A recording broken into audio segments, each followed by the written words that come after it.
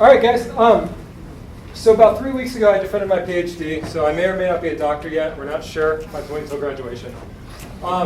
Which means I actually was surprised by how little trouble I had with the audiovisual system. I'm sure it's going to come with time. That's a bad sign. Yeah. So what I did all my work on was I did a lot of work with radio telescopes and improving tracking of these very demanding control systems. One of the major areas I focused on was motor vibration. And in order to do anything with motor vibration, you have to be able to measure it and quantify it somehow. Anything you want to do pretty much falls into that rule. So I'm going to present a really small sliver of some of the embedded controller stuff that I did. Because I think it's actually really interesting, and it shows you pretty much everything kind of starts with what you've learned in school, but then you have to quickly be able to throw it all out and improvise to actually get it to work in practice. So what's this task? Essentially, I need to, in real time, extract sine and cosine coefficients of something that I call a rotor acceleration ripple profile. So the rotor angle is in radians, so this is over the entire rotation. If you average acceleration every time you hit an angle and you build up this profile, you get something like this. I need to have this real-time system know that the trend here for two harmonics, I get a 1.4 times a cosine and a 0.9 times a sine for the second harmonic. If you know Fourier analysis, that makes a lot more sense to you. If you don't, just go with it. The strategy is relatively simple. We're going to break it into 3 steps. First thing, we have rotor angle measurements. That's all we get. We get an encoder, so we just get angles and time. We need to effectively differentiate that to get acceleration, twice to get acceleration. We have to do this in the presence of noise, because this isn't calculus class. We also have to average them together, which turns out to be, when a resource-limited system, can be kind of tricky. There's some caveats there. And then we have to compute our best trigonometric coefficients for that problem. So the first task, we need to be able to extract position, velocity, and acceleration information. So if you start from what you know in calculus course, when they say, here's how you can do numeric differentiation, what they tell you. What this means, you have these effectively kernels that you can use. And this, if you've done finite impulse response filtering, should be super clear to you. These are filter weights. But what it means to you, if you're not familiar, this is a lag in time. So if you want to grab position of a signal, what it says is you grab the value of that function at 0, at time 0, multiply by 1, and you add it to 0 times all the other values for plus or minus 6 time steps in the future or past. This guy gives you a derivative, effectively. There's that classic formula you learned in calculus. It says, effectively, my estimated central difference is the time, or my value at time plus 1 minus my value at time minus 1 divided by 2 times my time step. You have something comparable for a second derivative, which says, 1, you add the previous value and the future value, and you subtract 2 times the present one. I mean, if you've seen it, you've seen it. If not, just believe me. The problem with all this is those assume a really nice ideal setting. You have very low noise. And in practice, you've got signal noise because you've got quantization. You've got a bunch of other stuff going on. It's a mess.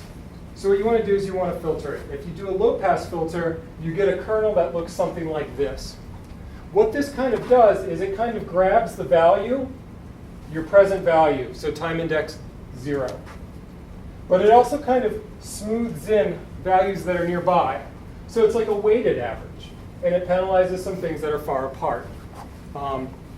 This is effectively what's truncated sync waveform if you've taken signal processing. And there's a small detail of windowing. By small detail, I mean it's an entire talk, so I'm not going to say anything more about it. So the idea is you take those kernels that I had on the previous slide, and you combine them with this low-pass filter. So when you just have the one base value, you get the same thing here. This picture here is effectively taking that sync, shifting it over here, and a -1 over shifted over here, and you combine, you get this thing here. And similar story for acceleration. These pictures look similar to those kernels, but they kind of smooth out. They grab multiple values. So you still have this picture here where you've got the equal and opposite, but it's grabbing multiple values with greater weight towards ones that are near my present time step. And the ones that are farther away get less, they make less of a contribution. Now, this should work. This is exactly what they taught us to do in school. But unfortunately, there's a big mess. And the big issue has to do with crosstalk. So effectively, what happens, you try this. Your position measurement looks OK. You try extracting velocity signal. You find out it's not as large as what it should be. And you try to extract acceleration, and you get complete garbage. Is that remaining, or? 4 minutes remaining. OK, great.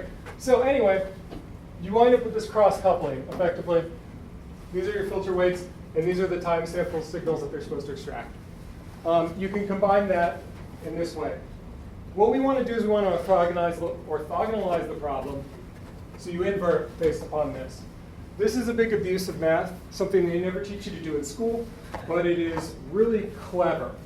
So essentially what you're doing is you're subtracting DC components off. And you see a change in acceleration, but I'm not going to talk about that anymore because if I've only got 4 minutes left, we need to talk about averaging. So you're taught how to average at a young age. In our case, we want to take that angle interval, slice it up into 64 sample points. Every time we cross one of those sample angles, we want to update our average at that value. There are two ways people teach you to do averaging. One of them is a moving average. It's the average of the last 10 pieces of data. Another one is geometric, which says something like 0.9 times my old average plus 0.1 times my new value. The problem is both of these have problems.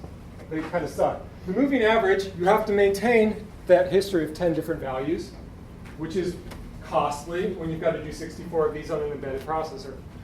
Geometric averaging has these really slow transients where it turns on. So initially, it takes a long time to build up to the average value. The hack is you can combine these two methods relatively simply. This is a geometric averaging, except I'm changing the weights as I go. And I'm changing the weights based upon the count, the total number of count of average values that I've seen.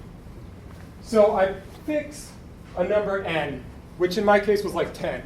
And I say I continue to compute this average, and up to a point of n, at which point I stop updating n. I hold it constant. So when count is 0, effectively 0 times the old thing plus the new thing. So after my first pass, my average value is the measured one. The second iteration, it's a half and half. Then it's a 2/3 and 1/3. Eventually, it'll cap out. So this requires 2 numbers per thing, and numerically it's stable, which is awesome. I'm going to skip that. Trigonometric evaluation. Evaluating sines and cosines using math.h library on an embedded processor that does not have a floating point unit. And trying to keep real time will ruin your day. We were trying to hit a sampling rate of 1 millisecond, and with 3 evaluations of cosine, we were blowing it. So what do? You fake it. Yeah. Fundamentals are great. I did a lot of trig identities. It's awesome. But then you just got to fake it and kind of make it work, which is the fun, creative part. So what are we going to do? We're going to take a picture of cosine from 0 to 90 degrees, and we're going to break it into intervals, and we're going to do linear interpolation over that interval. So we have a cosine function, and I will use the board, unlike the previous talks. You break it to a couple of points, linearly interpolate. You have to figure out which one you're on, and then you do this computation here. We can make this computation better by realizing that we took math for many years, and it has good purpose. If we look at this structure, and we rewrite a bunch of stuff, we realize we have this nice linear form. For a given interval k, and we have to figure out which interval we're on, such that xk plus 1 is greater than our x, and xk minus 1 is k, xk is less.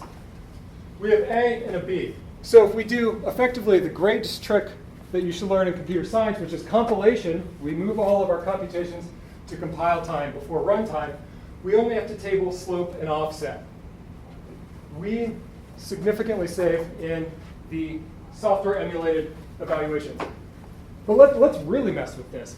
I drew these points on the cosine graph, and then I linearly interpolate. There's no reason those points have to actually be on the function. I could pick whatever I want. So you know, I took a bunch of courses on optimization, so why don't I just turn these value points into unknown variables, throw them into an optimization problem where I minimize the maximum error over that interval, and I see what comes out. And it turns out that it works even better if you do that. and optimization is really cool because I could formulate different ways of doing this. I could have non-uniform intervals. I could make the x values themselves variables. But of course, I'd have to change my optimization the way I compute this stuff in the real-time system. And of course, I don't want to write this into a program by hand. So when my optimization routine finishes, it spits this out to the terminal. I can copy from here to here into my header file and just paste it. Because it'd be horrible to do this any other way. I found that out. That's a good life lesson. And since we're professionals, you know, leave a comment saying, here's how I generated this. Interestingly enough, for 10 intervals, I can get you to just a hair over 1,000th of error. And it takes to effectively evaluate this 1 multiplication, an addition, and I guess an integer modular cast to figure out which interval you're on. If there's one lesson I would give you guys, is pretty much this. That all this stuff you learn in school is great, and it's really important, you have to master it. But there are 2 classes of things you'll get in school. One are the fundamentals, the other ones are here's what people have done in the past. And here's what I learned in grad school, but since I haven't actually practiced anything for 30 years, since I'm becoming a professor, I'm going to teach you what I learned in grad school.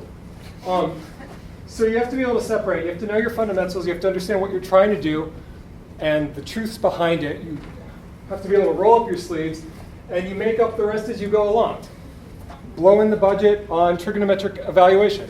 Okay, let's fix trigonometric evaluation on our system. I'm getting crosstalk between my derivative and acceleration signals. Okay, let's orthogonalize it. I learned about that in linear algebra. No one talked about orthogonalization in signal processing, finite impulse response filter design. People talk about it a lot on software engineering blogs, I find, but not in the rigorous sense. So that's all I've got for you guys. If there are any questions or anything, let me know.